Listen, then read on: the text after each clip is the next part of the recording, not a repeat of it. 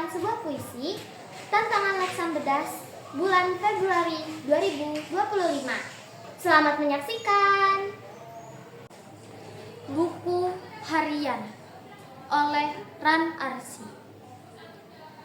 Di perpustakaan hati, disinilah aku menyimpan semua kenangan. Kenangan indah masa silam, bahkan kenangan buruk.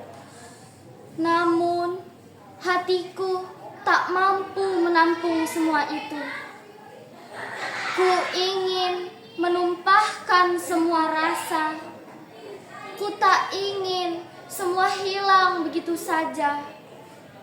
Kenangan itu akan selalu kusimpan jadi kenangan.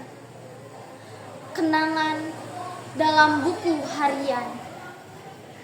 Saat ku rindu pada masa kecilku yang lucu dan liku perjalanan hidupku, hanya buku dan pena tempatku berbagi cerita.